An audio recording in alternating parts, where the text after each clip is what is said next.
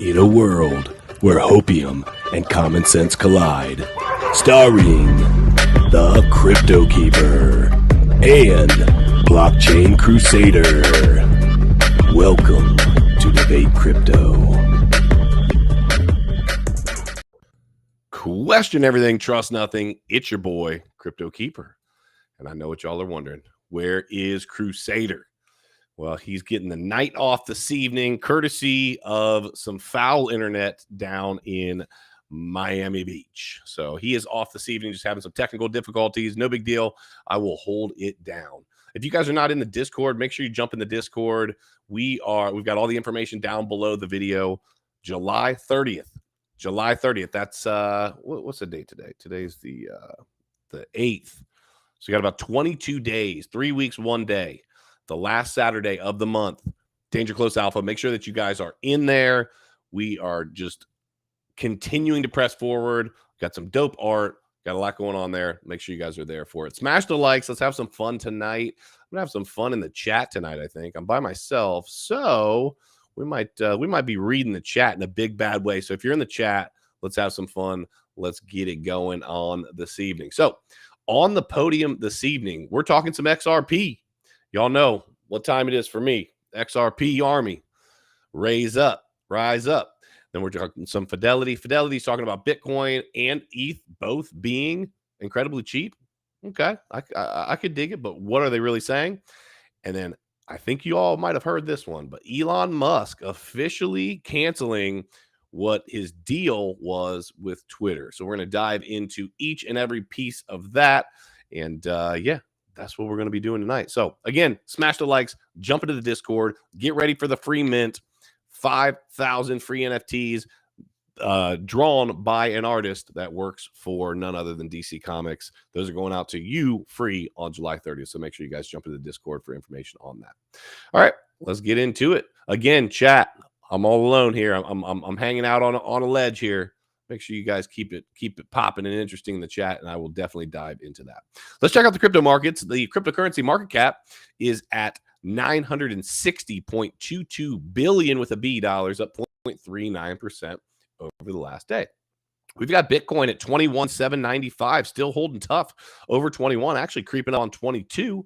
So that'll be interesting. If you guys watched last night, our TA Thursdays, the number, I believe, between 22 and 25, there's some blank space there, basically open air. So we bust this 22 number, maybe start getting close to 23, and we might be rocking it up 25, 26, 27. I don't know. I'm just going off what the TA experts told us on TA Thursday around the chart. So make sure you guys are there for that each and every Thursday. We've got more and more of your favorite creators, including Frankie Candles. As a reminder, 5:45 every single day right before this show. Candle Mafia. You need to be over on BitBoy Crypto Show. Check out Frankie Candles. He's doing a good job. He's killing it on the charts. He's doing well for his people. He's got his Discord, partner of the channel, good friend of ours. Make sure you check him out. ETH at $1,238.53, up 0.12%. So pretty stagnant, but look at the 7-day, up almost 16%. Tether holding strong at $1. USDC doing the same thing. BNB at $243, doing the same thing as Bitcoin's doing, just kind of, hover, and ETH just kind of hovering, but up 11% on the week. So that's always good.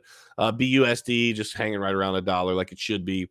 XRP, we're going to talk about XRP tonight, up about 9.26% over the week. So again, following the trend, Cardano at 47 cents, Solana at $38. And rounding out the top 10 is Dogecoin at, drum roll please, 6 cents. That's right. Up about 5% on the week. So that's the market. If you didn't know, now you know. Things just basically look, I don't know, like kind of crappy, but this is a bear market. So welcome. If you've never been in a bear market, here it is. It's going to get exciting. And when I say exciting, the exciting part is all the opportunity you have to buy these low prices. And if you don't, listen, we are here for entertainment purposes. If you don't take advantage of these opportunities, you will kick yourself later. Again, not financial advice, just telling you from experience. I still kick myself for not continuing to buy more and more and more and more when I had the opportunity at ETH down at $200. That I still, to this day, kick myself on that. Bitcoin Could have bought stupid low Bitcoin when my buddy tried to introduce me to it. Didn't do it. So I'm not looking back anymore. I'm looking forward. And so when I see prices like this, I'm trying to take advantage with as much spare cash, i.e. dry powder on the side as possible. Let's dive into the articles. First of all, let me go over to the chat. Who we got up in here tonight? It's a little bit slow tonight. We only got like 14 people in here. Let me take a peek here. We got Mr. Evan Chick always here. Michael, big supporter of the show. Thank you, dude. Good to see you. We've got the one and only Brain Shambles. She's always up in here. Good to see you, Caitlin. Hope you are doing well. Let's see who else we got up in here. Myself, obviously. Looks like me and Shambles and Michael are the only three talking. Oh, we got Hector the Dude. Says my network cannot go down. I'm on Starlink. Well, Hector the Dude, we're going to talk about your boy that owns Starlink tonight. So stick around for that. Don't miss it. Kenton, as always, in the house. Kenton's in everything we got going on. He's in the Discord. He's in Debate Crypto. He is in every single Twitter space. Kenton, you are a legend. Machu Shark in the house, as also, and then Sean is in here as well. Then slightly Pogi, I think, is the name there. So thank you guys for being here. We appreciate it. XRP brought me here. Heck yeah, slightly Pogi. We're going to get into that. That's actually going to be probably the second thing we're going to talk about, and then we'll dive into Elon Musk at the end. Let's start off with Fidelity. Let's start off kind of the boring article. We'll start with that, and then we'll move forward from there. So Fidelity's Timmer, Bitcoin is cheap. Ethereum is even cheaper. Okay. So Jurian Timmer, director of global macro at Fidelity, claims that Bitcoin is, quote, cheap in a recent Twitter thread. The executive had pointed out the fact that Bitcoin's valuation is the lowest it has been since 2013. And what we see here is a chart that shows the price of Bitcoin versus its actual value. Okay. At the same time, Timmer claims that Ethereum, the second largest cryptocurrency, is even cheaper compared to Bitcoin at current prices. I agree with that. Let me pause real quick. The reason that you will hear people say that is because ETH, in my estimation, still has many more multiples to go. I.e., let's give an example. If ETH was to go to $50,000, it's still got a 50x to go. A 50x for Bitcoin right now would be up over $1 million. Do I believe that that's going to happen? I do. I just think that it's going to be longer term. Whereas I could see ETH getting that 50K number a little bit quicker. Just speculation there, but hey, that's kind of why you'll hear people say that. The two largest cryptocurrencies are down 68.58% and 74.95% respectively from their record peaks, according to data provided by CoinGecko. Timmer believes that Ethereum might be close to reaching the bottom of the correction. I think we still got a little lower to go, but we'll see. Speaking of Bitcoin's adoption, the executive believes that Bitcoin is following the internet adoption curve instead of the more exponential mobile adoption curve. This suggests that Bitcoin will experience more modest price appreciation in the future. Okay, so let's talk about this real quick. As it relates to Bitcoin and ETH and their adoption. There's a lot of people that will compare different charts. You know, a lot of times the guys that are into the charts will say history doesn't always repeat itself, but it often rhymes. Doesn't always repeat, but it often rhymes. And so what'll happen is you'll see layovers of one chart versus another and say, you know, Bitcoin is trending just like the adoption of the internet. Or I've heard Amazon, or I've heard the mobile phone craze. And so people are just trying to take old data, an old chart, and they're trying to lay over on top of it a Bitcoin chart. Does it make sense? Sure. It's the kind of the same idea. It's a new technology, just like the internet was. A new technology, just like cell phones were, right? A new technology is brought to the people. Takes a little bit of time, and then at some point, just absolutely ripping and running. And that's what people are speculating that we are going to see, and that we are already starting to see as it relates to the crypto markets. I do believe this to be true. The one thing I will caution everyone, in my estimation, a lot of these projects I do believe are going to disappear. So the adoption curve on some of these is going to go like this. It went up, up, up, up, up. Oh, fell off a cliff.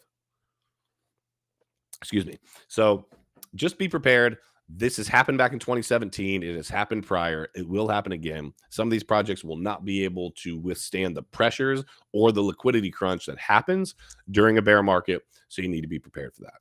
Now, somebody said that they were here for XRP. I hope that person is still here, slightly pogy.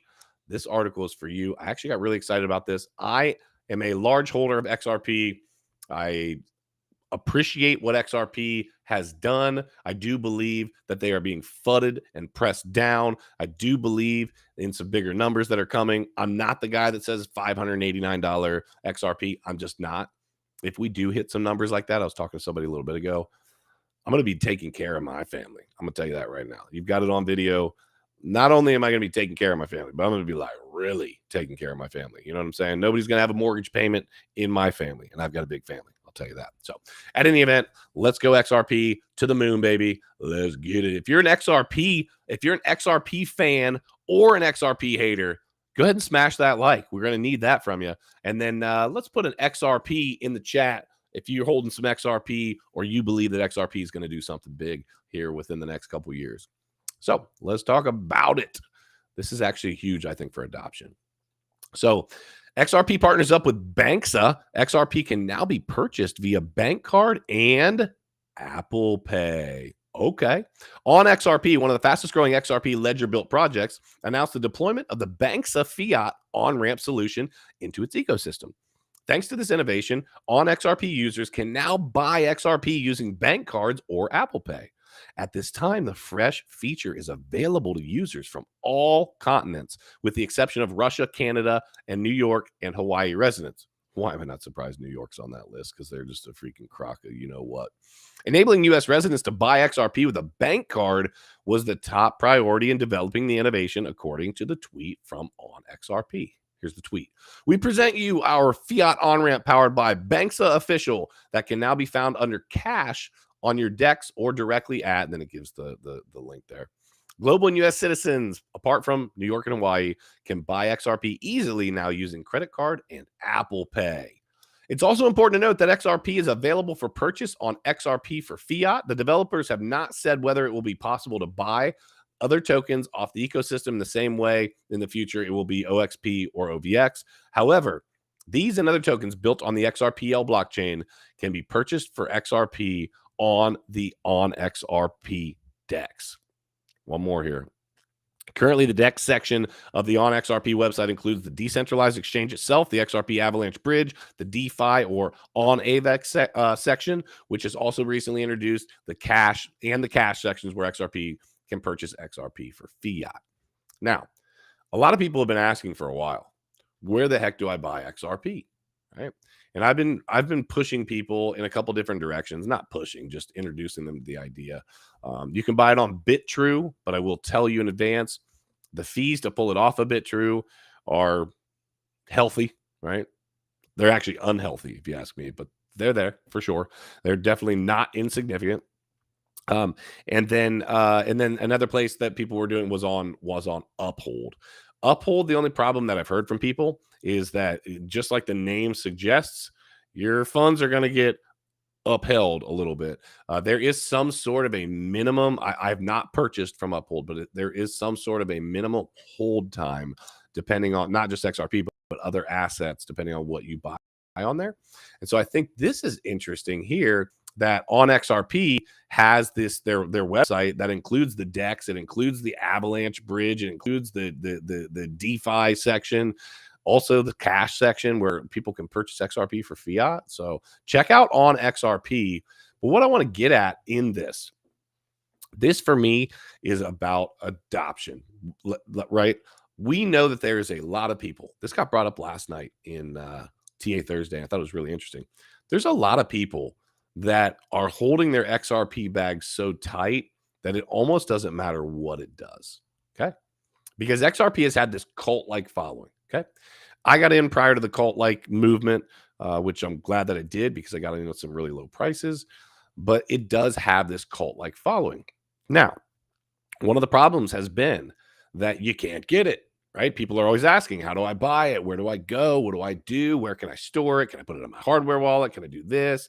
What is the, what's this extra little piece that I need to do on each of my transactions? There's a lot of questions as it relates to XRP. I am of the belief system that part of this is part of the game plan because XRP is actually an asset for the banks. I believe that if you are a holder of XRP right now, you are holding an asset that ultimately was not made for you, the retail trader. This was made for the banking institutions to be able to move money without using the SWIFT system, fast, effective, and inexpensive. Because part of the SWIFT system now, which is what we still use, which is archaic, is that it's slow and it's freaking expensive, and it just doesn't make a lot of sense. Okay. So fast forward to what I'm getting at here. Now, Apple Pay. How simple is it? Listen, tell me in the chat, how simple is it when you get the opportunity to buy something? If you're an Apple holder, how simple is it to do Apple Pay? I literally just did it a little bit ago. Looked at my phone. It pops up. You want to use Apple Pay? Double tap. Done. Done. Now, you start making assets available to purchase in that manner.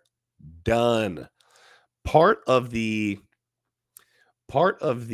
problem that cryptocurrency presents to people is that there's a barrier to entry. And part of the barrier to entry is it's difficult to learn, to understand. That's why we, take you places like the Bitcoin Standard here. We tell you to read, get educated, jump in with the DCA fam, get involved with what we're doing, the different channels that, we're connected with, all of that.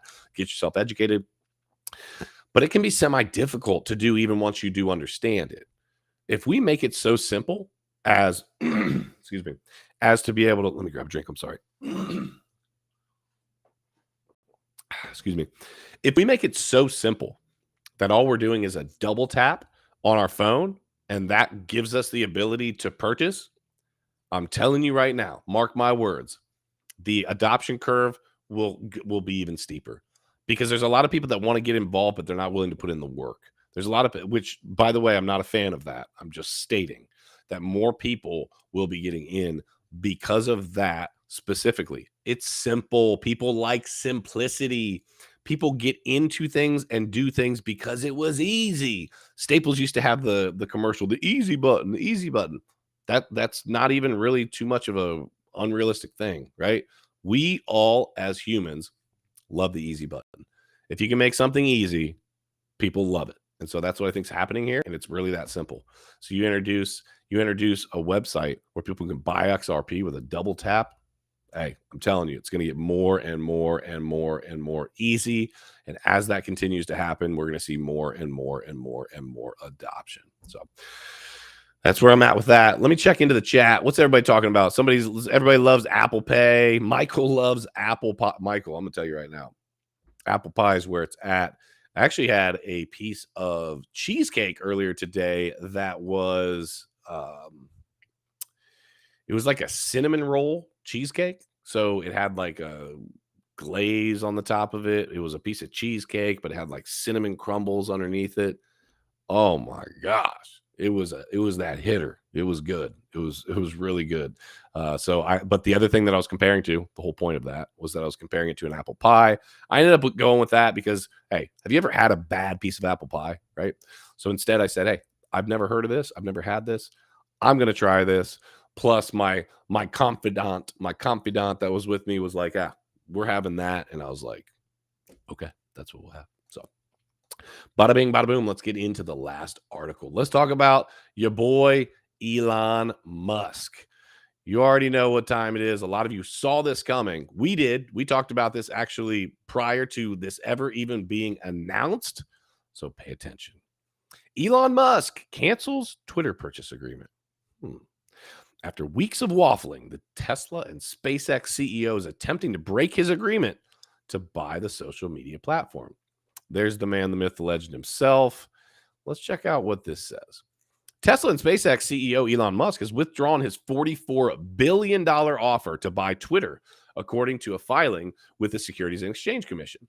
Musk offered to buy the social media platform in April. However, his comments since have triggered ample will he or won't he speculation about his looming purchase. And today, we finally know for sure.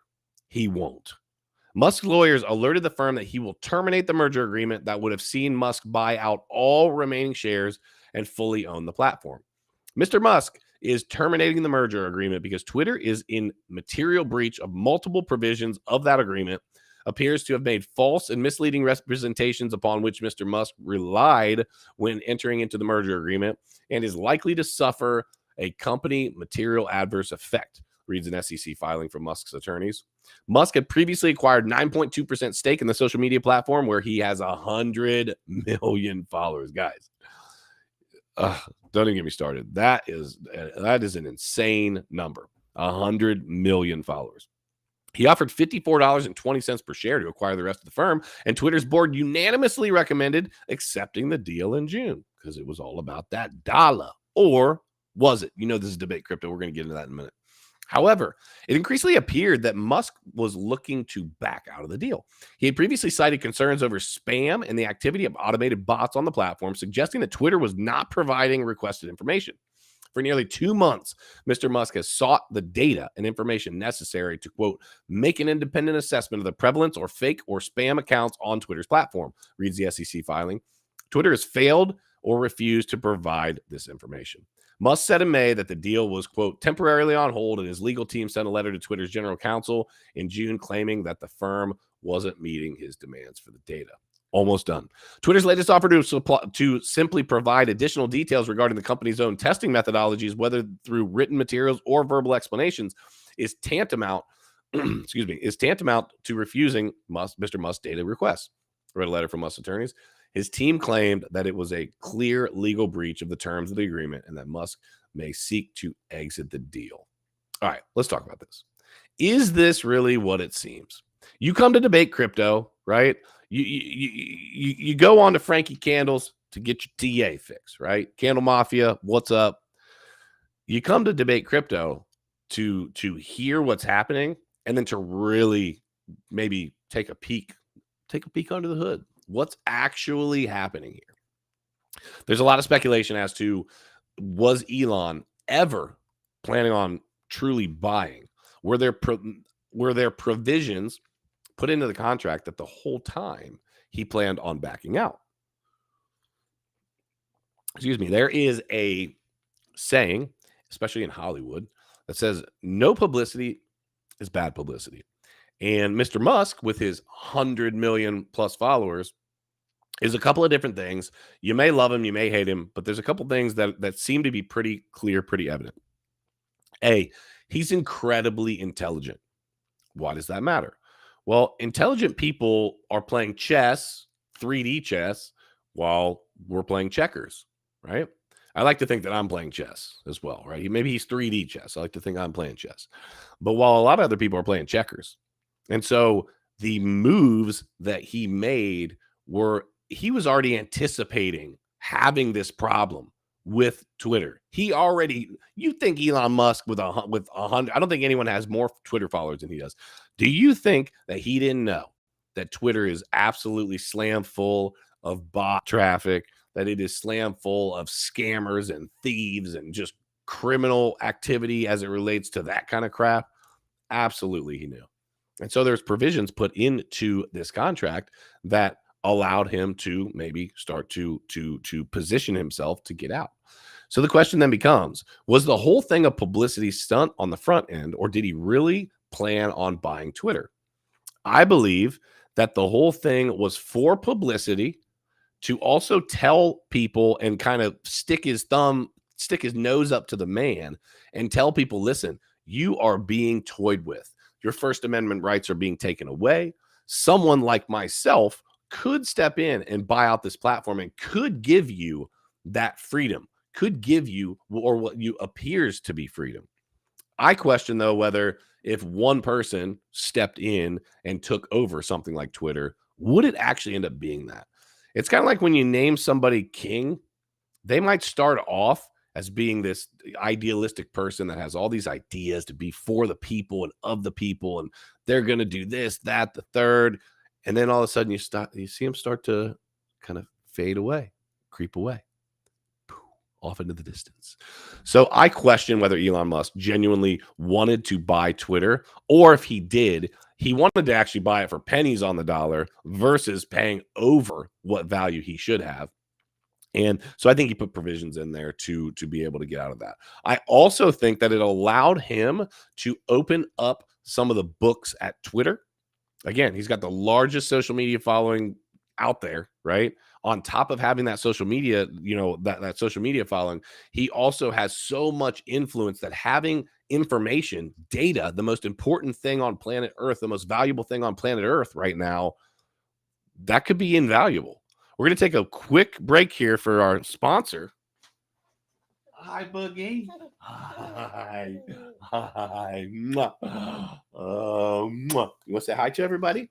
Say, Daddy's by himself tonight. Where is Ugly Miguel? I don't know. He's not here. You want to say hi? Here, say hi to everybody. Say hi.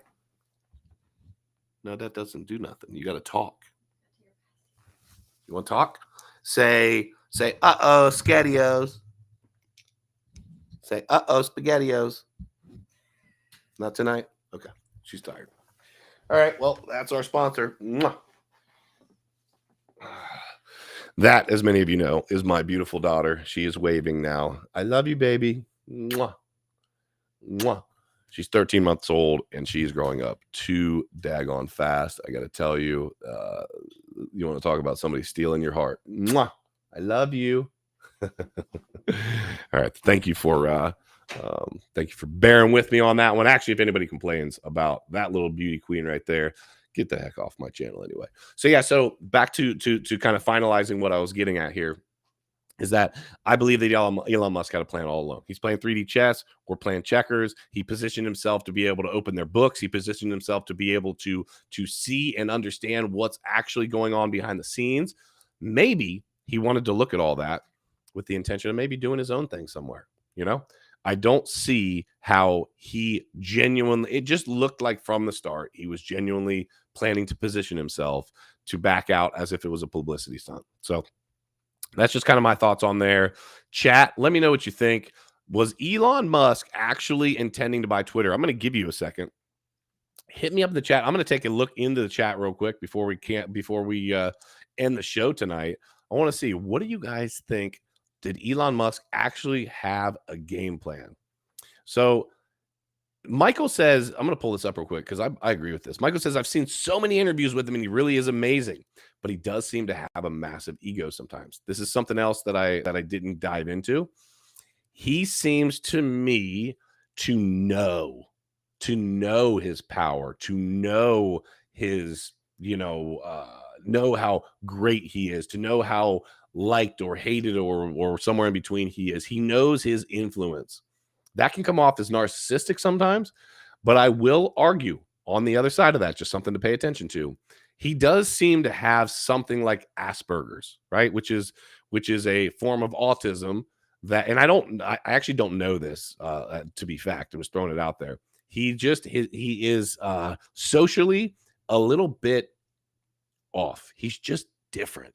And maybe it's just because he's so freaking Rain Man smart, or maybe he does have something else going on. I don't know, but I will say I think that he was doing a little pump and dump, as John Connor had dropped in the chat there. So I don't know. That's just kind of some outside the box thinking that there was a lot more going on here that maybe people weren't paying attention to. Yeah, I agree with this as well. Jamble said publicity 100%. He knew what he was doing. He knows what he's doing on a regular basis. So I don't want to hold everybody up. That's it for tonight. I know it's a short stream. I know we miss Miguel. Miguelito, si estás cuidando, te extraño. That means, Miguel, if you're watching, I miss you, bro.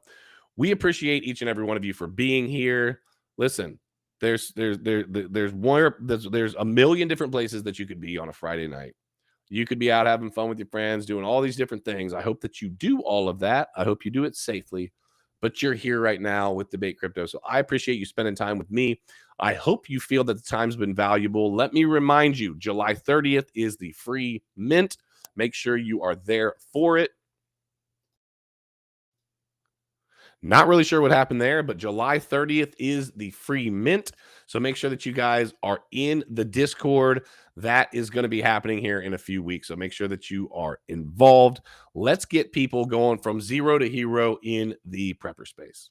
So, Crypto fam, I love you guys. Miguel loves you guys. We appreciate you for being here. Like I said, you could be anywhere, but you're here.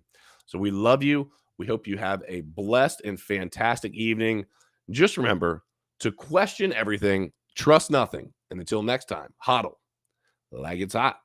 We will see you soon.